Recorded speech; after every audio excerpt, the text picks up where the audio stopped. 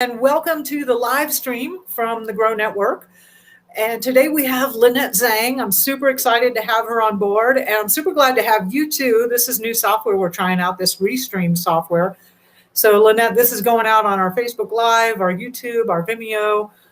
We have people from all over the community jumping in here. Excellent. And so the Grow Network, for those of you that are just jumping in that don't know a lot about it, we are a movement of people who are stopping the destruction via homegrown food. And honestly, we're all preppers, but we would never say that. For us, it's a lifestyle. It's a lifestyle. We're doing it for our own health. We're doing it for the health of the planet. And now it turns out we may be doing it because the grocery stores will be boarded up soon. Anyway, the community has sometimes given me a little bit of my team anyway, like, Marjory, why are you talking about money and that, because we normally only focus on growing food and making medicine. But you know what? The US dollar is almost over, right? And this is the biggest event that is probably happened ever in human history, because we're talking about the world's global reserve currency about to die. And we got to know how to prepare for this. We got to know what's likely scenarios. And I've got Lynette Zang here with me. And Lynette is, get this, an expert in the life cycles of currencies. I mean, I love that tagline, because the US dollar is not only a senior citizen, but it's actually in hospice right now, in my opinion. And so, Lynette, welcome to the call, and welcome to the Grow Network. Well, thank you so much for having me. And, I have my own urban farm because of the studies that I've done on the currency. So it's your health and it's your wealth in significance. And that's the way I always viewed it. So they're not separate. We work for money. We need money as a tool of barter. There are other tools of barter that we will resort to, eggs and et cetera. But yeah, it's critical that people really understand, because we are going into a new social, economic, and financial system, and you need to be prepared in every single way. Absolutely. And that is the big message of the Grow Network, is that your number one asset is your health. Mm-hmm. And after that is going to be your family, your community, doing meaningful work and living a life of purpose. And then the sixth form of wealth is what we would normally consider financial assets. And a part of what this call about is to focus on the financial asset part, because, it's an important component. And, there's so much going on in the news right now, and so much breaking, and so much chaos, and so much information and disinformation. Like, I don't know what to believe anymore. And I'm not even sure where to start, but I'm wondering, maybe if you could give an overview of a life cycle of a currency. I mean, we got plenty of historical examples. Usually I think the best place to start, because people don't really understand what money is. Even though we work for it, we try and save some for the future, we barter with it, and we get paid for our time and our effort. So that's like the foundation is, why do we even need to have money to begin with? And we needed a tool so that we could have some focus. You can have a banker, you can have a baker, you can have a farmer. And so they tried a lot of things over the last 6,000 years. But what rose to the top is gold. Because gold is a labor-based and savings-based money that meet all the criteria to be a good money. I mean, you can divide it and turn it into something else without loss of value.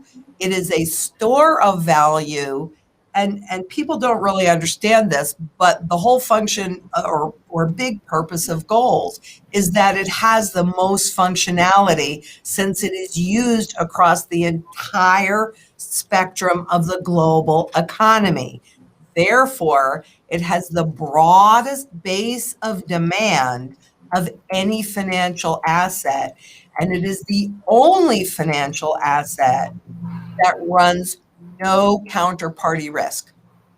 I mean, dollars are really a debt instrument. If you pull a bill out of your wallet and you look, it'll say Federal Reserve note. Well, a note is a debt instrument. You don't really own that.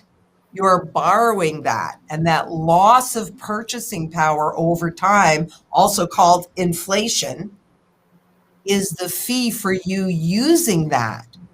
But for governments, going to a fiat, which is a government, bottom line, it's a government debt-based system. The purpose of that, two key purposes. For the government, it was a way to tax you without having to go through legislation because of the invisible or almost invisible inflation tax. And, I mean, I'm 67, so I remember when inflation was a dirty word, right? Yeah. Now it's what's going to save everything, which is a lie. Yeah. But for corporations, it's really been what's enabled that income and wealth inequality, because the average wage was like 9,500 back in 1971.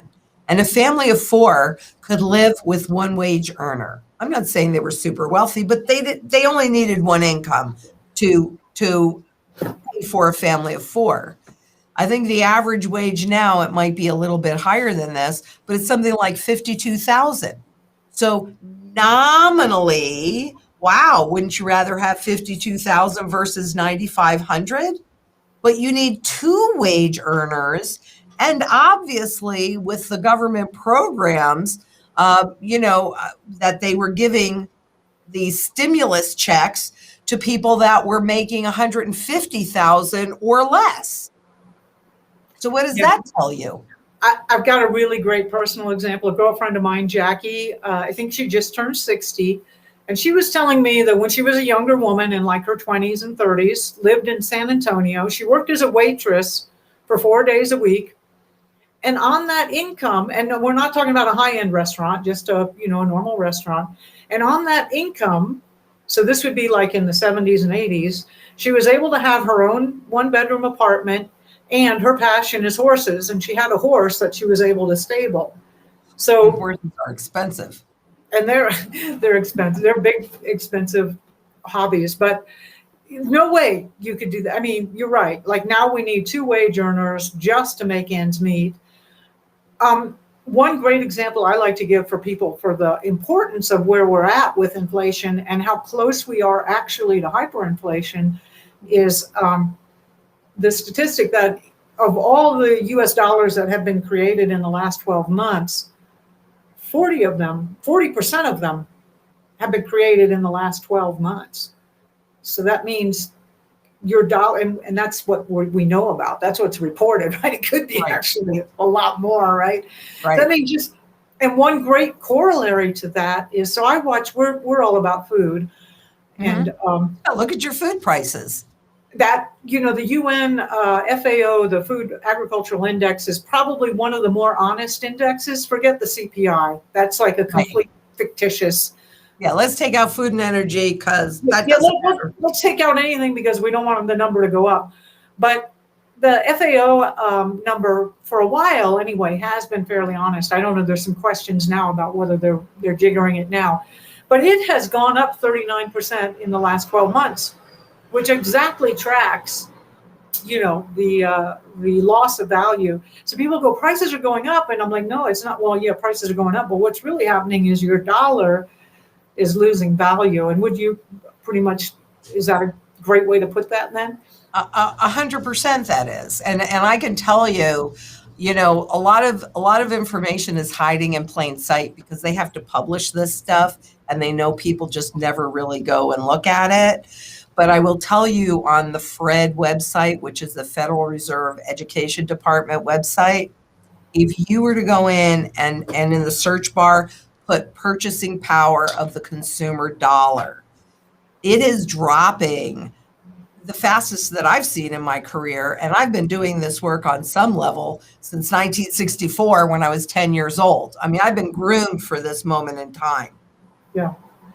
So absolutely. Food and hunger. And when people are hungry, they make choices that they would not otherwise make. It's probably why President Biden just increased food stamps, because that's a fact. It is actually why I converted my entire front property. My whole property is about food production. but I converted my front lawn and put in food hedges so that if people are walking by and they're hungry, they can pick a pomegranate. They can pick a zucchini. They can, pick some cherries. They can actually eat. Yeah, we call those food fences. I love that. Yeah. Oh, okay. Well, food fence. Yes. Yeah. I'm in the middle of organizing a huge community garden on 6 acres where I live in Puerto Rico. And yeah, I mean, food, there's a wonderful saying, which I wish I could take credit for. I definitely use is growing your own food is like printing your own money.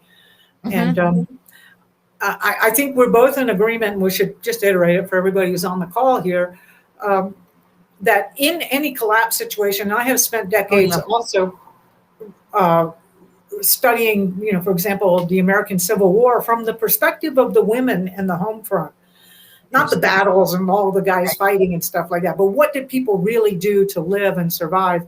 Or interviewing, believe it or not, I used to get to interview some of the elders that had lived through World War II in France and Germany, or interview some of the people that lived in Argentina during that collapse, went to Cuba and interviewed a lot of the Cuban, they call it the special period governments. Have a great way of coming up with names, and the biggest thing that people talk about in a collapse situation, yes, the violence goes up. Yes, medical care gets hard to, yes, energy is a problem. But the biggest thing they talk about is food. They're starving. And, that is the number one thing to be focusing on. But what does it look like from a currency perspective? So here we are. We know that curve of the U.S. dollar, the inflationary curve, we're headed up to infinity and beyond. What does that look like from a day-to-day? I hear about other countries where they just add zeros to the dollar. How does that mechanism work? What are you thinking of with bank closures? I mean, what kind of scenarios should we be looking at from the practical? It really is, you're looking at the prices go up as the purchasing power value of the dollar is going down. And really, this has been a genius. I mean, you have to give credit where credit's due. The whole system is actually genius because this was the first time historically when a central bank has attempted to control the rate and speed of inflation. And the big problem is twofold. Number one, interest rates around the world are anchored near zero. Some are, already nominally negative. I mean, and others are just a little bit above it. But the interest rates are the key tool that central bankers have to control that rate and speed of inflation. So when we in this country, we would go through a crisis, they would drop interest rates on average about 5.5% to 5.75%. That would then stimulate borrowing and spending, right? And it would speed up inflation when they dropped the interest rates. If inflation became too noticeable, they would raise the interest rates. That would slow down the borrowing and the spending. But because of where we are inside of this cycle, we're anchored at zero. They really can't raise interest rates. Every single country that has attempted to raise interest rates since 2009, 2008 really, when they dropped them to zero and below, including the US, has failed, every single one. And so, I knew in 2008 that the dollar died at that point and was put on life support, hospice, as you will, but life support with the QE. So what we're seeing is what we'll see more of. Prices going up faster, inflation prices going up much, much faster, and not keeping pace with the increase in wages. Because, $15 an hour, I mean, really, is that a living wage? No, that's not a living wage. Yeah. And, even if that represents a 15% or 20% increase, prices are going up a whole lot faster than that. So it's really all about a confidence. The public confidence in the dollar, which is why it's so important to keep the stock market floating, public confidence in the government and in the central banks, that they know what they're doing, that they are in control of this. And we've seen recently with inflation, the numbers coming in much hotter than economists or the central banks anticipated, could be a real indication that they're losing control. When confidence is gone, though, that's when they will absolutely lose control. So what do they monitor? They monitor expectations. And they don't know why they are losing control of those inflation expectations. Well, maybe it's because inflation is moving so quickly that people are actually noticing it. So they don't believe it's transitory. What does that even mean? I think everybody kind of has gotten over that. Like the Fed for the longest time was saying, "Oh, this is just temporary," but I think everybody now feels it. They know it. They see it. You know, a pound of beef is now twice as much as it used to be a year ago, and we know it's not going away. But what comes next? I mean, the prices keep going up and going up and going up, but and then more zeros get added on to the currency. Mm-hmm.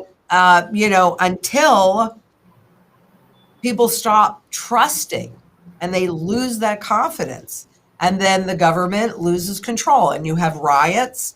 I mean, it's not going to be pretty out there. Yeah. So along with food, you're 100% right. Historically, in hyperinflation, food is the number one issue for people. That's why, when I started my farm, I really was thinking I would have to feed 20 people. So people in my immediate family. Yeah. But, subsequently, I just kept going and going and going. And my goal is to feed as many people as possible. And so really, basically, we talk about where the money just gets so useless that nobody even uses it anymore. I mean, there was that period in Weimar Germany within 11 months, like the price of a loaf of bread went from being 160 marks to like something crazy, like 3 billion marks or something like that. I mean, basically, you couldn't use the money to buy that bread anymore. And then we're just down to, but we have this new thing. Well, we have gold and silver. And then there's also cryptos, which, if the grid is up. Well, if the grid is up, but and I'm really sorry about this because I've been watching Bitcoin pretty close to its inception at $7 a piece. But I don't think it's a coincidence that it came out in January of 2009 when they started experimenting with easing, which is a form of hyperinflation supply, in March 2009.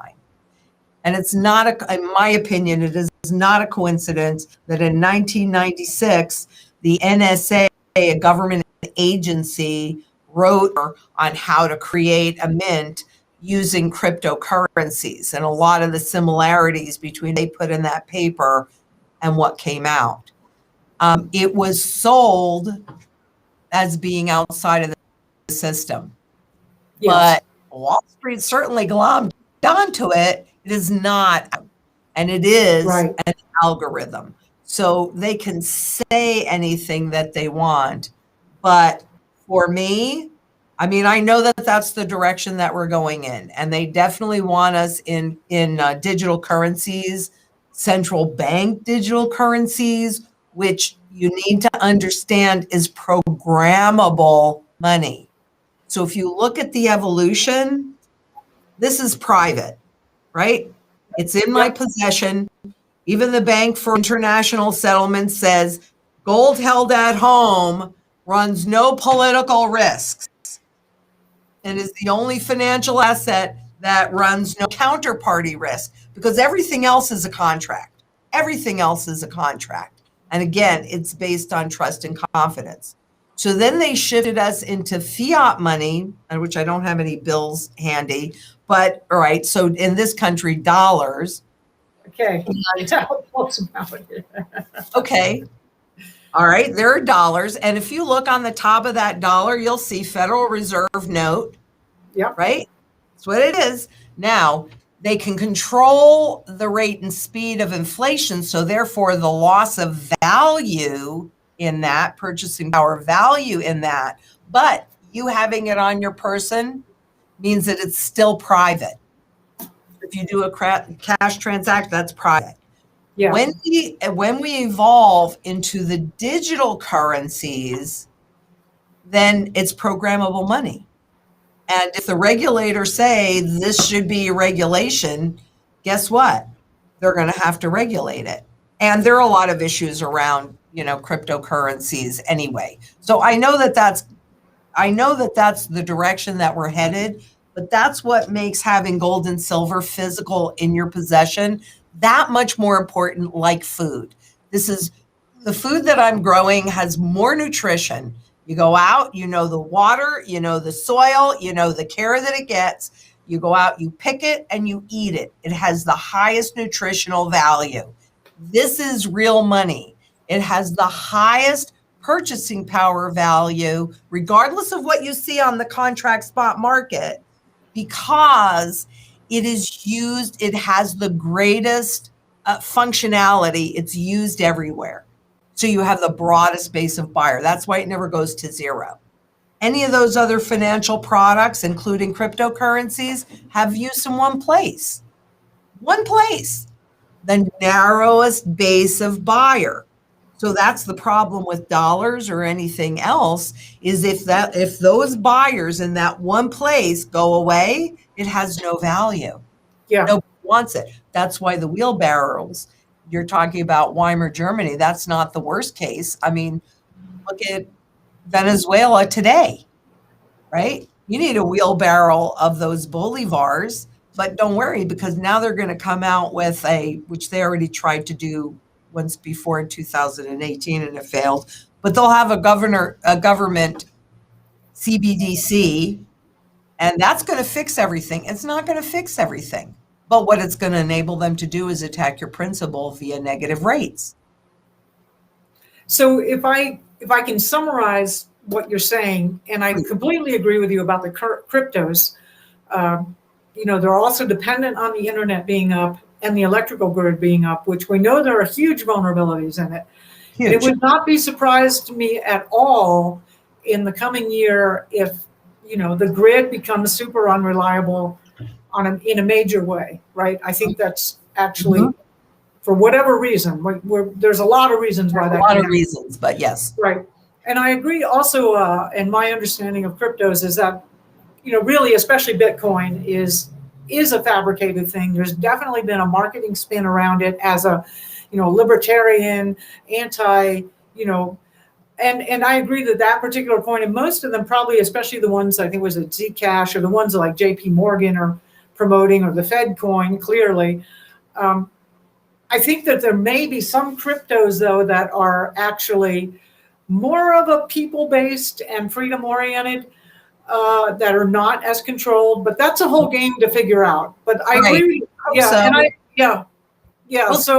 We'll see who survives. We'll see what's going on. And, when you're talking about the grid, the infrastructure has not been maintained. And when we're looking at new wars, where do you think those wars are really going to be fought? Yeah. There's a lot more impact if you attack a country's power grid. So, frankly, the water supply in California. Yeah, absolutely. Yeah. Climate change. Let me see if I usually have I actually do have some 10th ounce silver coins here. So the idea these are gold actually, with gold and silver is that this is money that's been used for more than 5,000 years that I know of. Well, I haven't been around that long, but it's been used forever. And it's here, right? It doesn't depend on electrical grid. It doesn't depend on, I don't have to go through a bank. It's something that I can just go down the street and trade somebody something for. It's a private transaction. And I get that. So it's actually a way to help. It's what it's for, a medium of exchange and a way of storing energy and value, basically. Exactly. And your labor. And your Because that's labor. really what money is a tool to value your labor. And of course, well, Well, what? here's another thing. So we know that almost all these markets are absolutely and completely, entirely manipulated, Well, yeah, and the price of gold. admittedly so. I will say that too. Yeah, and I mean, really, it just doesn't take much to figure that out. And for us, the incredible gift of it is that gold and silver have been manipulated down to Right. where it's like they're almost giving away silver and gold. They right are. now. I mean, Yeah, they are. It's ridiculous how cheap it is, really. I mean, this is the unbelievable opportunity of our time right now. Mhm. And so I don't know if you have any benchmarks for this, but so, like everything falls apart, it costs $1 million for a cup of coffee. Mhm. Do you have any benchmarks for one thing I had always heard was that, say, in the 1920s or 1930s, a grown man working a day, his wage for that would be about a silver dime, to kind of get a sense of, because when this thing falls apart, it's going to be like, well, what is all this worth? I mean, that's part of, there's going to be this chaos of, do I give you an ounce of gold for this, or do I cut off a chunk of it, or, right? Right. Yeah. That's a great question. And, and here's how I answer that, because no matter what it is, anything is only worth what someone's willing to pay for it.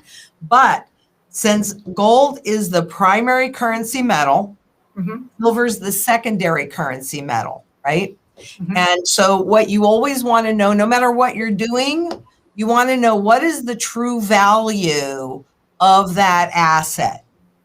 And the way that you get it, since gold is a monetary asset and the primary monetary asset, it actually is what they reset a currency against. And that's happened well over 4,800 times. Or 48,000 times. What am I talking about? 48,000 times historically. Okay. So something happens 100% of the time the same way, and we're doing the same thing. My bet is we're going to get a similar outcome. So the way that the governments do that, since the current system is based on debt, money's created from debt. In order to get what the true value is, and I'm not going to get you to the penny, but I'll get you someplace close. You take all the debt that's been created in the world, because this is indeed a global issue, and that is a proxy for all the money that has been created, and you divide that by all the gold that exists in the world, whether it's above ground or in ground, because there is a finite amount of it. And then that gets you to somewhere near what the current fundamental value of an ounce of gold is.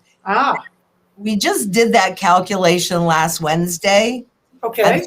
And a physical ounce of gold is, if they were to do the reset today, would be somewhere near $35,000 an ounce.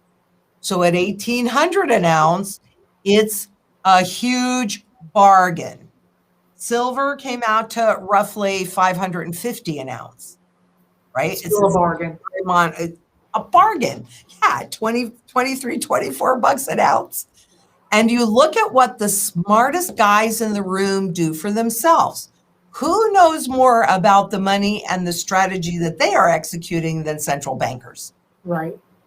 They are accumulating gold and have been since the shift occurred in 2006. They knew that there was a crisis in the offing. That's my bet. I can't prove that, but I can look at the data and I can say, oh, okay, well, they knew it. So they started slowing down their selling and starting to accumulate their buying back in 2006.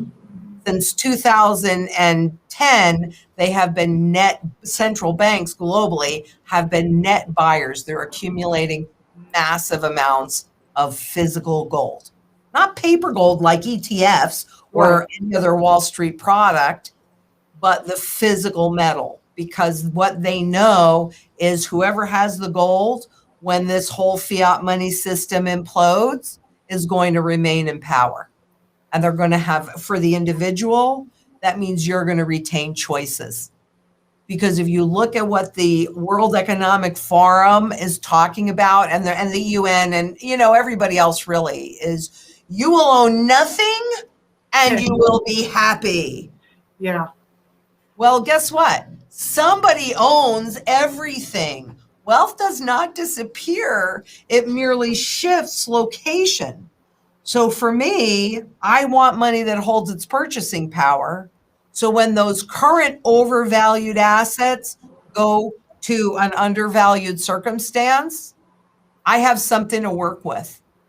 And I can retain my choices, not just for myself, because heck, I'm 67. I mean, how much longer am I going to be here? Another 30 or 40 years, maybe.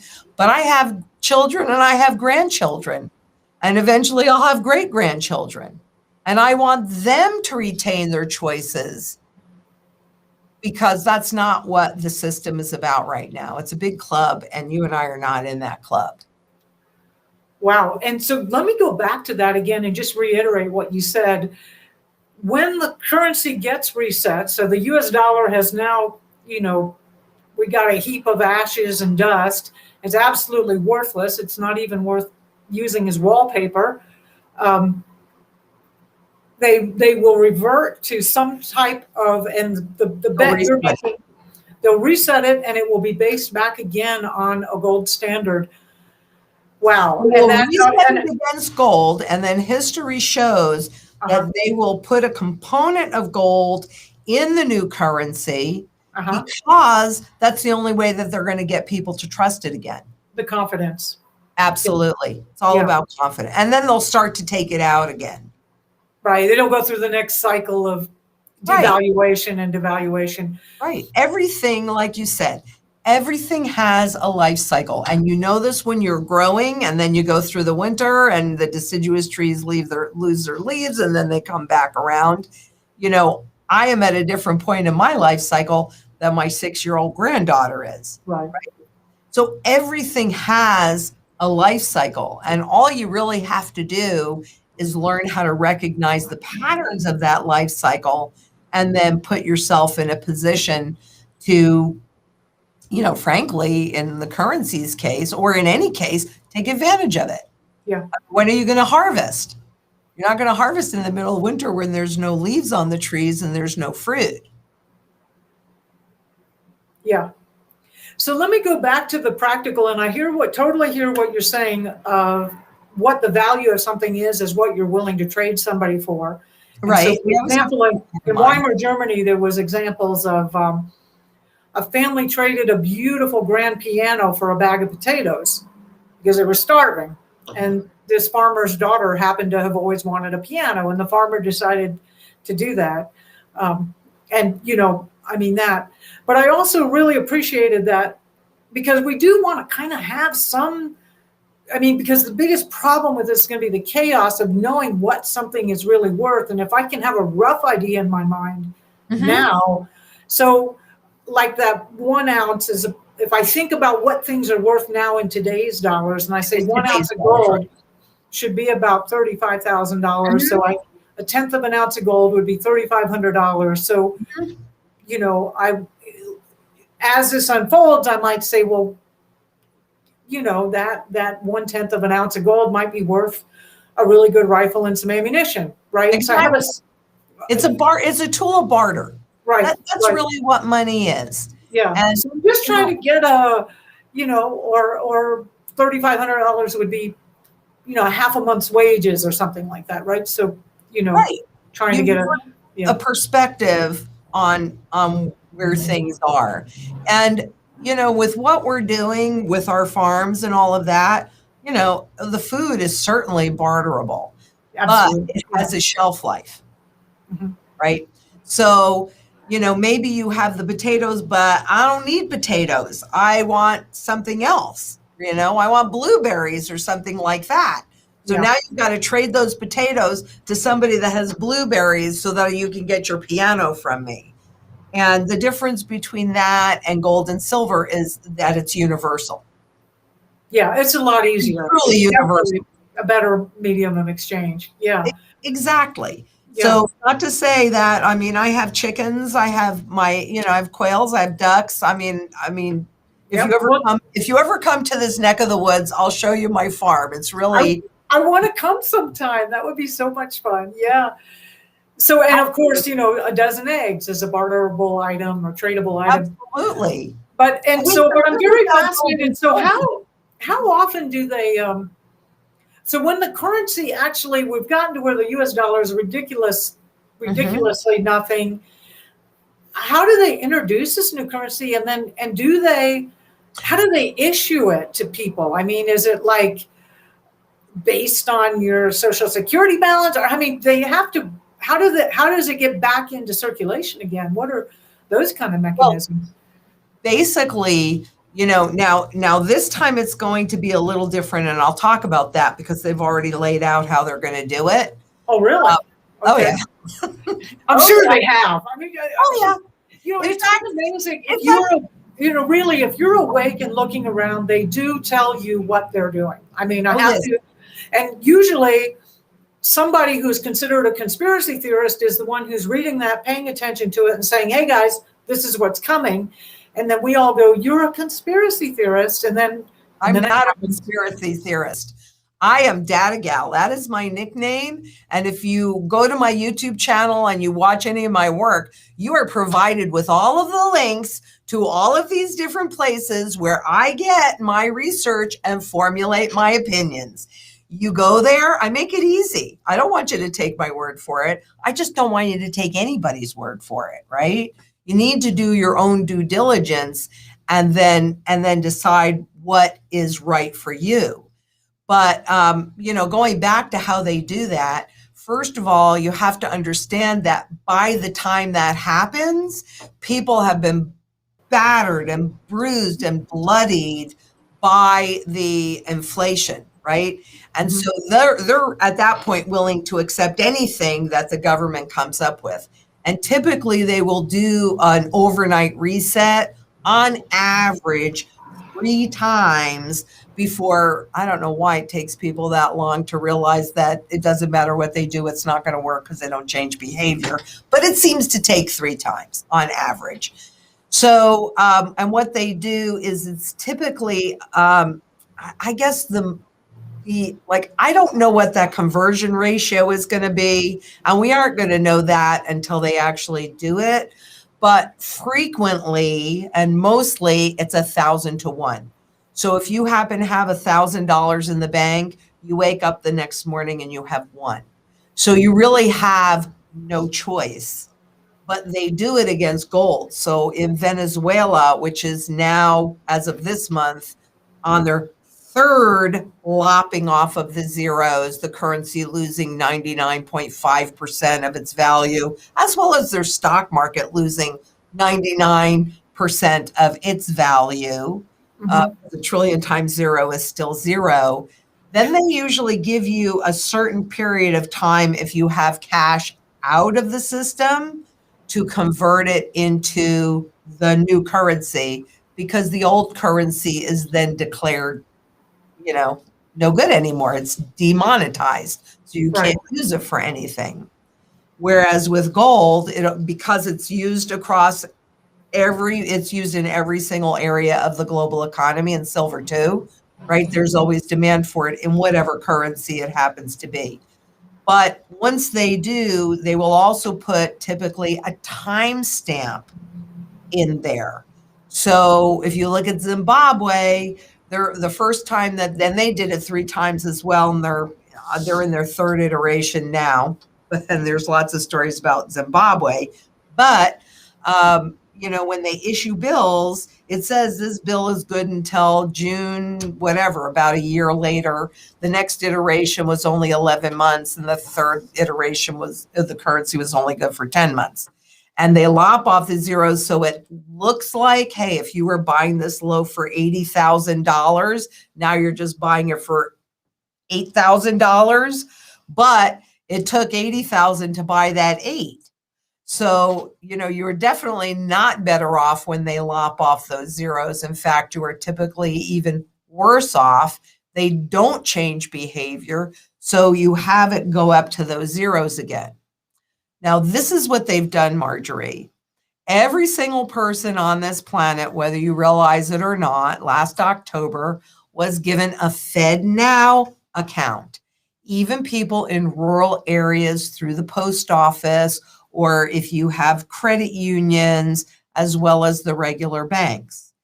And so what they will do, this is what I think they'll do, because that's how they're going to distribute these CBDCs, is they will simply, they'll take us on to universal basic income, which they've already started evolving to, which means that everybody will get the same thing. Whether I make lots of money and you don't, doesn't matter. I'm going to get the same thing that you're going to get, universal basic income. They've started toward that with the child care tax credits already in this country. And they will simply make that deposit into your account. And then you can go and you can just spend those digital dollars. But they may, as we've seen in China, limit where you can spend them.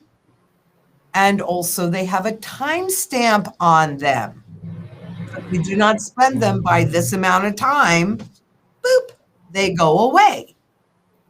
So that's how they're going to do it. First, they're going to do it through universal basic income so nobody complains because, hey, I'm giving this money every month, right? I can go out and I can shop with it. They want you to have confidence that you're going to have that income, so you go and spend it and stimulate the economy. And once they get us used to that, because that will not be the change. That will not be the reset that people are looking for. That'll just be a mechanism to usher in the hyperinflation. But that's how they're going to do it. Wow. So yeah.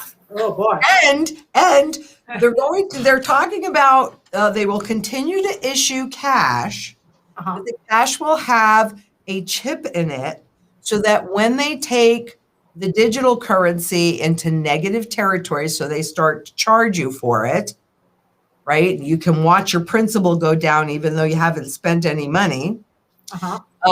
Then you can't protect yourself with the cash like you pulled out of your wallet.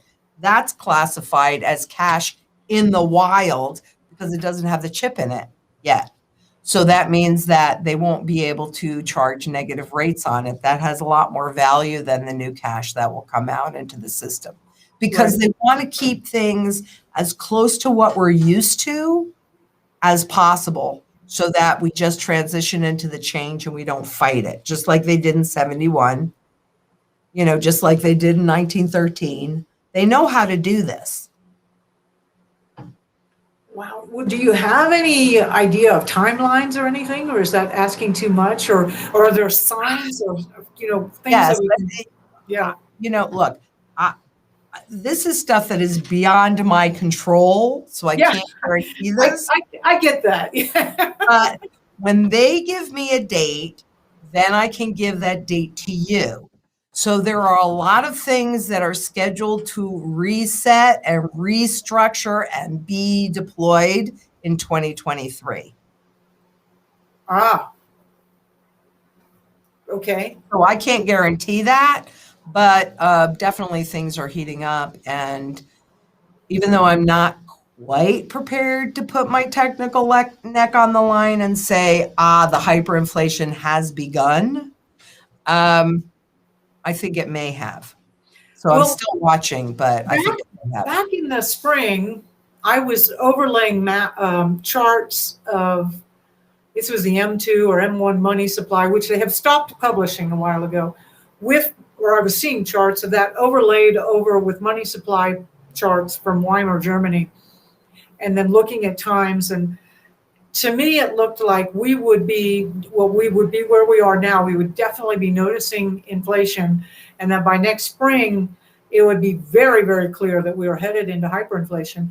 And I really wonder if hyperinflation, which is enormously fast historically, is going to be actually flash fast now because of everybody with the the phone, right? With the technology.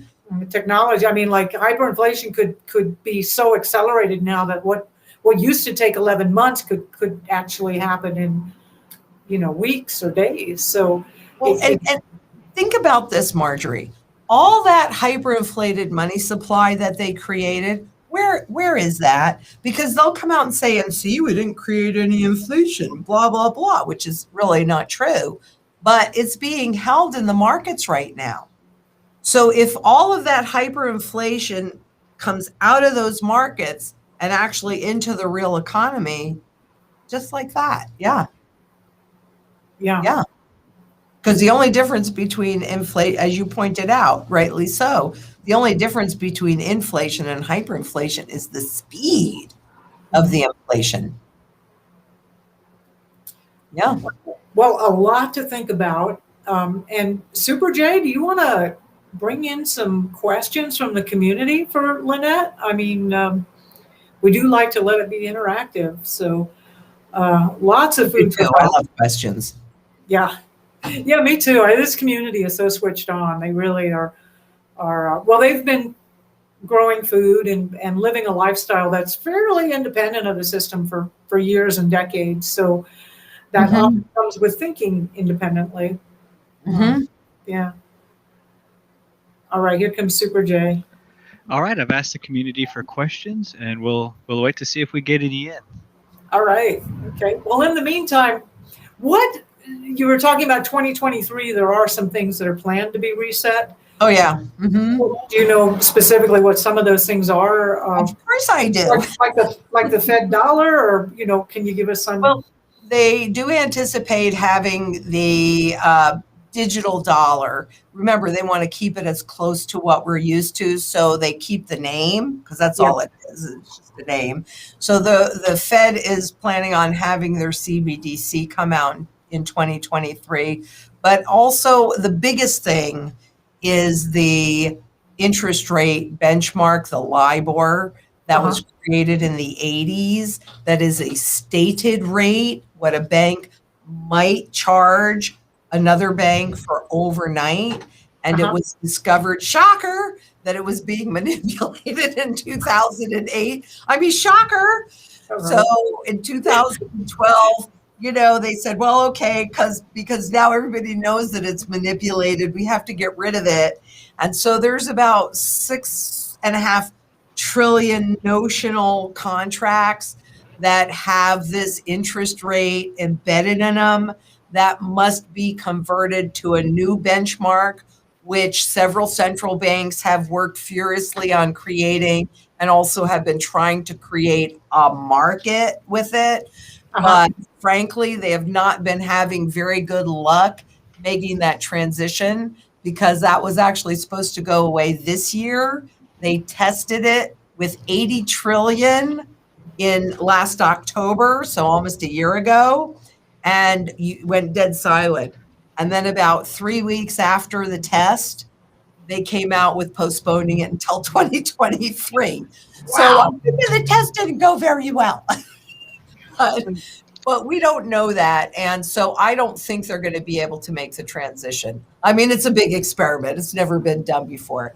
And that's probably the biggest part of it, because every contract has to be restructured to reflect one of the new benchmarks that the different central banks have come up with. And it's just not happening. I mean, it is, but it's happening at a snail's pace. So we do have a question here. This is from Ruth, and she wants to know what she, as a normal person with limited income, should do today. Well, again, silver at $23 an ounce is something that you could do, but I also want everybody to know that gold and silver in any form, so it could be jewelry, it could be, happens to be a sterling silver chopstick. Sterling silver is 92.5% pure. So if you have Aunt Bessie's salt and pepper shaker or picture frames or silver jewelry, as long as it's marked sterling or 925, that is monetary at its base. 14 karat gold is I think it's 58% pure. 18 karat is like 75% pure. So you accumulate it in any way that you can. That's the food is really key, because that, as Marjory pointed out, is the biggest issue. It's why I have my food forest around me. But you start to accumulate because it is really cheap. And with regards to gold, where it may be hard for somebody to buy an ounce of gold at a, whatever it is, $1,900 or something, 18, whatever, you can get smaller pieces, like Marjory showed the 10th ounce. The 10th ounce here. Yeah. Right. It also reminds me of India. Women in India are very, very, and people in India are very aware that gold is real money. And a lot of the women, you'll see them so heavily, with a lot of jewelry. That's their wealth. It is. That's their wealth. They're very clear that that's their savings account that they're wearing, that they're investing in. Yeah, here. And since you brought up India, and their jewelry is typically 22 to 24 karat, which is super soft. See, right? Yeah. You can see that. I mean, it's little. I have some $1 gold pieces that are like half the size of my pinky fingernail. I think these are like $200 a piece right now. They're, could be. Yeah, somewhere. I mean, I don't really work with it like that. So, yeah. Eric would be able to tell you pricing better because he works in that area all the time. But yeah, and I mean, I remember, so I started at ITM in 2002, and I could buy a gold sovereign then for $69. It's probably around $200 or $300 right now. But still, it is a way to do it. And, India demonetized most of their currency in 2016. So people woke up one day and they said, nope, that currency just will not work anymore. You cannot use it to spend after. I think they only gave them, I could be wrong on this, but I think they gave them something like 4 days to convert, right? And they actually went around. India's also been trying to get the population to deposit their gold. That gold scheme, trying to get people to do that since '99. It's a really interesting read. You can pull it up from the Royal Bank, their central bank in India. But they haven't had as much luck in getting people to do that. I wonder why. I know.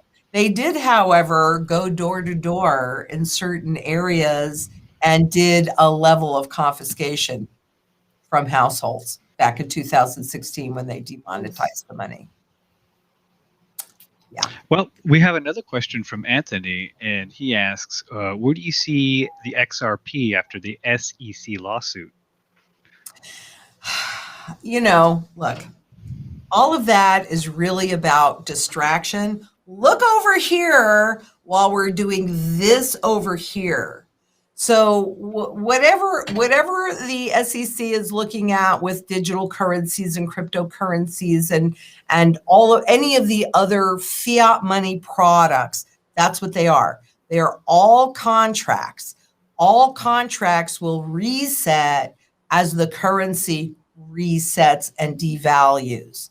So when you see these things going up, you got to look at what the real value is going down.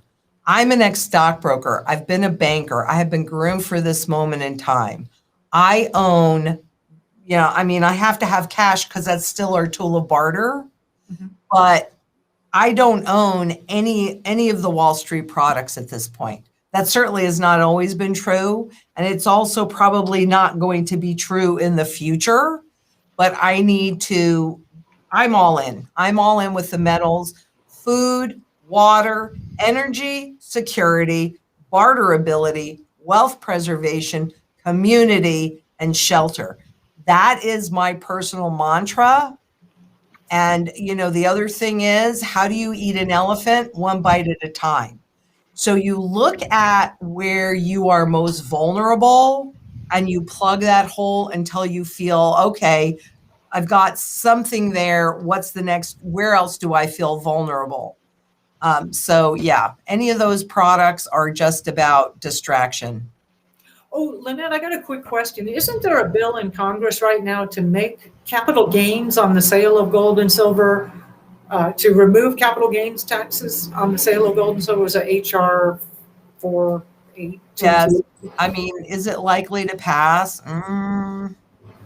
But it has passed in a number of states. Yeah. Where gold and silver have been legalized. Yes. Ron Paul's huge advocate. He only buys this kind of gold. He's stated that more than once. I only buy this kind. This is collectible. I mean, I do buy, this is raw, but it's pre-1933 because it has that collectible title. You know, so there's gold and then there's gold, and it just kind of depends on where you feel comfortable. Personally, history tells me desperate governments do desperate things, and therefore I do believe that they will confiscate gold again, because their goal is not for you to hold your wealth. We've got a question here about what happens to personal debt, such as mortgage. Do they still own their home? So mortgages are really interesting, and actually next week I'm going to do a whole piece on that, and I've done lots of pieces on it. But if you have a fixed rate mortgage and you have gold, then you have an opportunity to pay that off. Because when there is a currency reset, that or markets implode, any of that, that is all very deflationary. And deflation makes it harder to service your debts. Inflation makes it easier to service them because, you know, you're paying that debt off with cheaper dollars. But for those that have any kind of variable rate debt, that's when you're in trouble, because interest rates will go through the roof and you will never get out of debt. So mortgage debt is okay as long as you have the ability to pay it off in a heartbeat, and you do that with gold. Because right now you're paying, you know, $1,800 for it. It's worth $35,000, right? So when that goes up and when they reset it, and who knows how much it's going to be nominally when they reset it, but you know, when it goes up to its reset value, then you can capture some of those gains and pay that mortgage off. Because if you have trouble paying that mortgage off, like we saw what happened in 2008, and all of those mortgages that people were desperate about and couldn't pay off or continue to pay, then they got switched into mortgages with much more onerous requirements. And I personally think that one of the things that is going to happen, because they've talked about this and the IMF has talked about this, International Monetary Fund, is holding all equity in digital form broken down into easily spendable denominations. So since everything these days is held on your phone, all of your financial information, now you go shopping and you see something that you want and you think, oh, it's just a little bit. And so you use the equity in your house, which can be purchased from anybody, anywhere in the world. And before you know it, you have voluntarily sold all of your equity in the house or in any other asset that you have. They really want everything in digital form that you are then renting. You have no ownership anymore. So there's a great strategy with mortgages. The other part about property are property taxes. During the Depression, you could have had your house paid off, but if you could not pay the property taxes, you lost the property. So that's where I like the fractional gold, because gold definitely keeps pace with inflation and also crisis prevention and all of that. So fixed rate debt is okay as long as you have the ability to pay it off. And you also need to prepare for your property taxes. So in a nutshell, you know, buy some ounces of gold that would cover to pay your mortgage off. You can buy that at a discount now, and we're looking at like 100 times increase in the price of gold. So, or more. Yeah. So you could, in you know, Venezuela, yeah. So well, you know, I just think, yeah. In Venezuela, when they did that first overnight revaluation, gold went up something like 3,500% because they suppressed it so far, right? Mm-hmm. So what might take 10 ounces of gold right now might take 1/10 of an ounce during the reset. Wow. Yeah. Right. Do contracts, like mortgage contracts in the old dollars, would those contracts be changed also, or would they Typically, they don't. When you owe money, you owe that money to the banks. in whatever currency it was at the time? Yeah. Right. But they can't just boom on a fixed rate. They can't just modify it. On a variable rate, they can.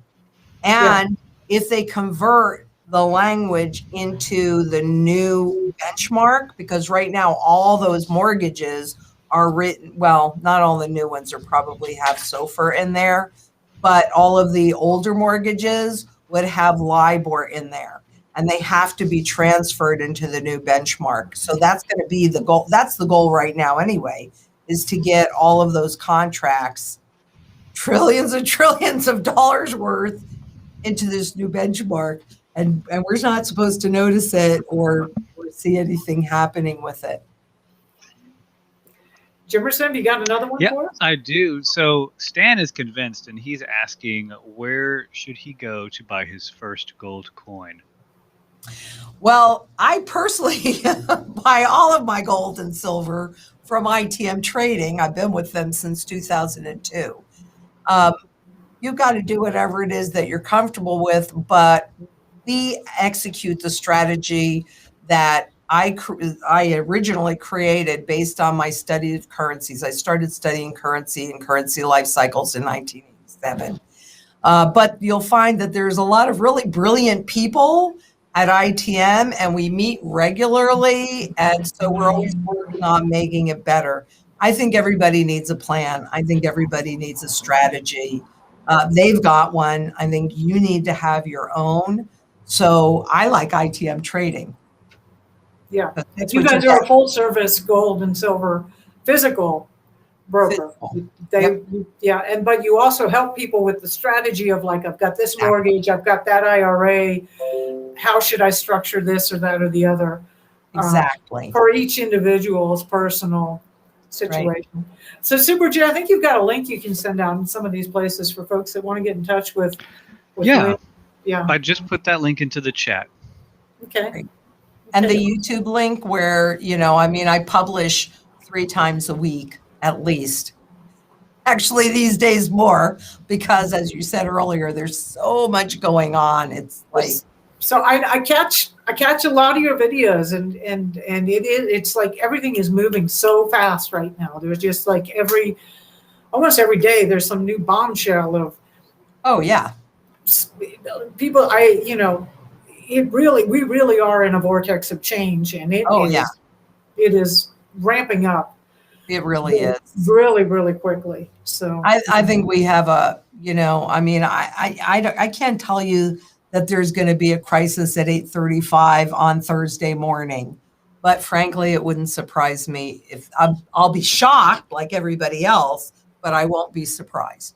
Things are so fragile, so vulnerable, and the central bankers they're in a corner where they're damned if they do and they're damned if they don't. They have to. The tool that they use to fight the inflation is raising interest rates. Can they raise interest rates right now? No. And even those countries that have made that attempt, like Brazil, the inflation, they're like, well, we've raised rates and we've been really aggressive. How come people don't believe us? Well, maybe because inflation is running so hot that it's noticeable. If they can keep it around 2%, you're still losing 2% of your value every year, compounding, but you don't notice that. 10%, 15%, you start to notice. Officially, hyperinflation is 50%. Oh, really? Yeah. Well, that's the official. Yeah. Well, we're pretty close to that on food. Really.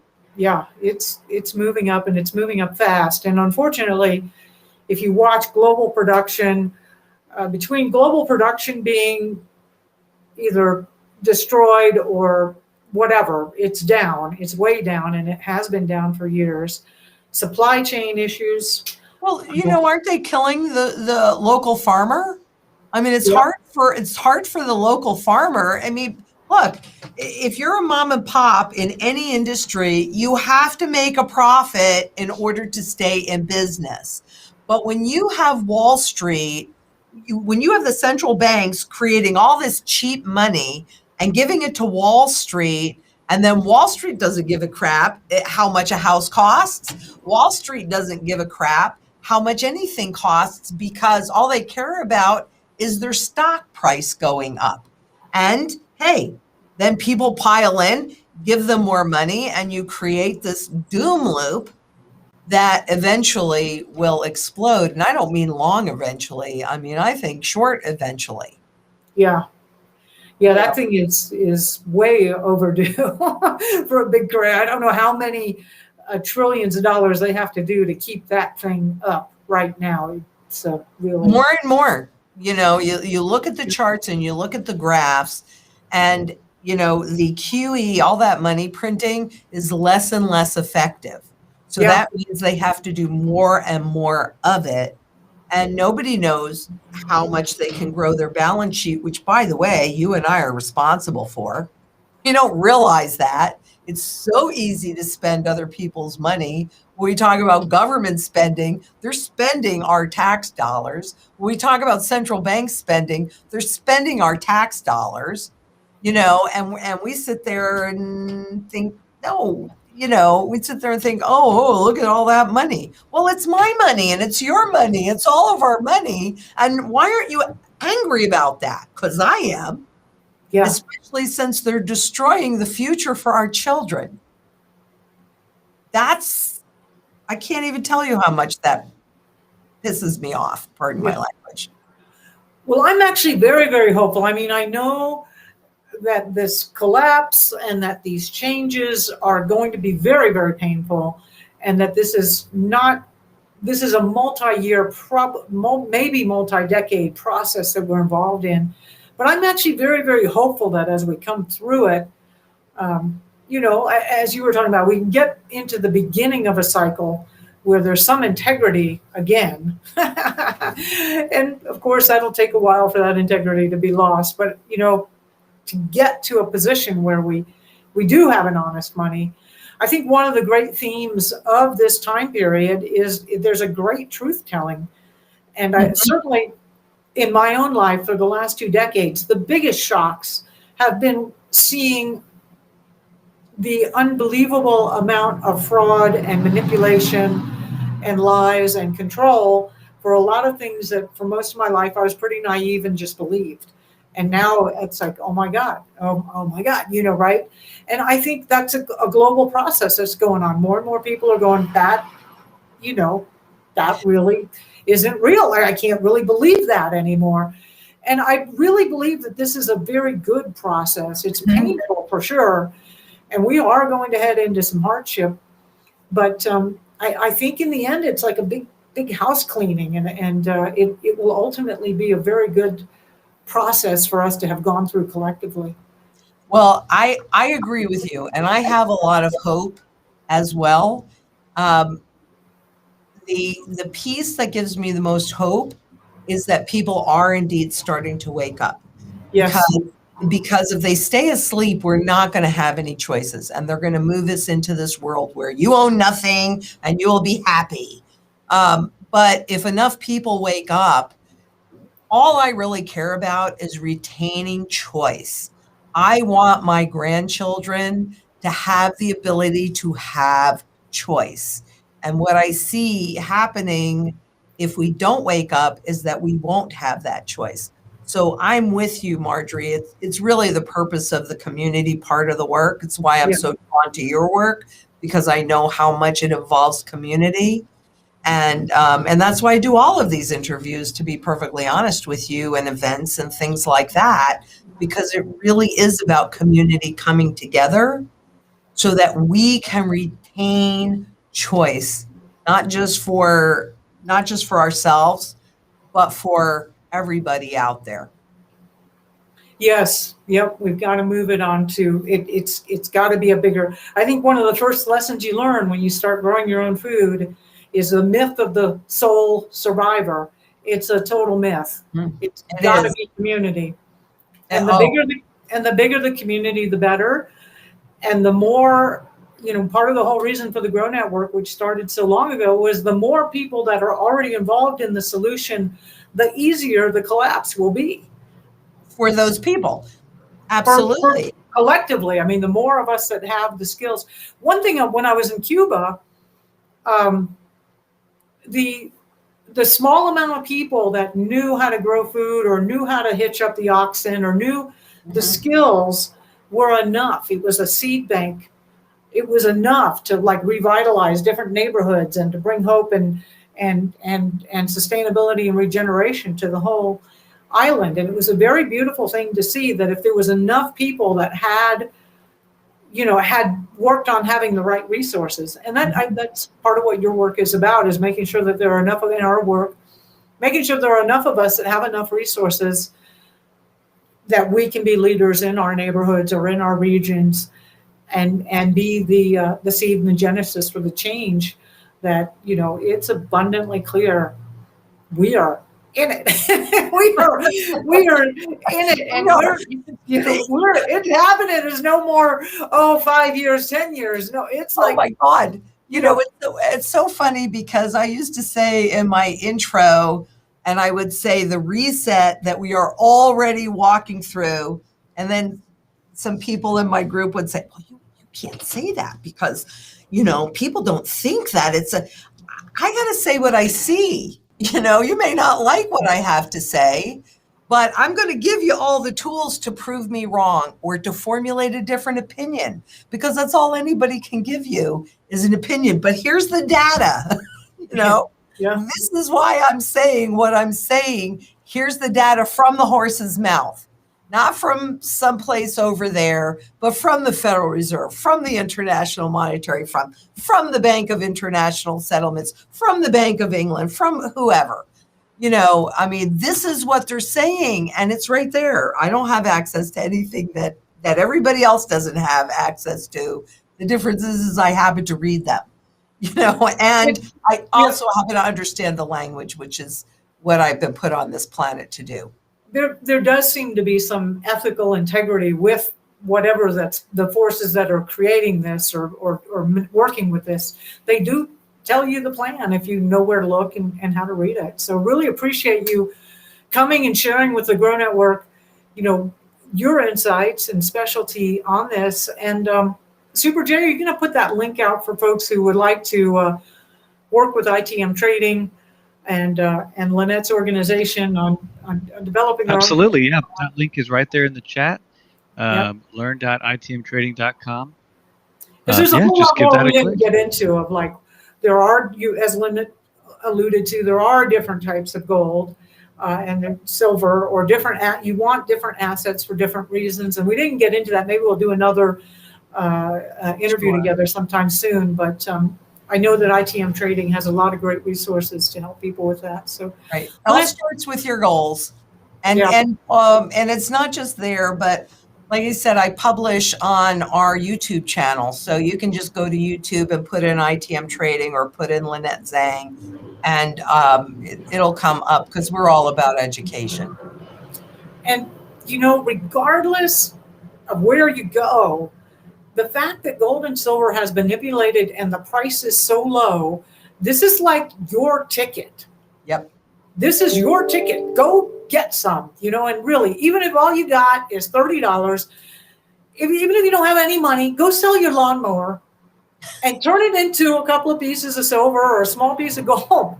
Right? I used to go, where do you think I got this sterling silver chopstick from? I used to go to estate sales, yard sales, secondhand stores, and and another place, if you don't have much money, if you're near someplace like an antique co-op kind of place and you find out who deals in gold and silver, they're going to have some stuff that's broken and bent and damaged, right? And if they take that to a smelter, they're going to get below spot. If you say, I'll pay you spot by weight, and just keep in mind that it's 92.5% pure if it's sterling, that's another way that you can accumulate. Because, if people really understand that gold and silver in any form is monetary at its base. You know, there are some tools, and that's what we look at. If you call us, we're going to say, okay, what are your goals? And we're going to help you walk through that so that you can create a customized plan. Well, good. Super J's got that link out into the various chats all over the different networks. And Lynette, let me say thank you again. Super appreciate you for coming on and spending your time and talking to the Grow Network community. It's such an important forward to it, really. Thank you, Lynette. My pleasure. Thank you. Of course. Bye, everybody. We'll see you on the next call.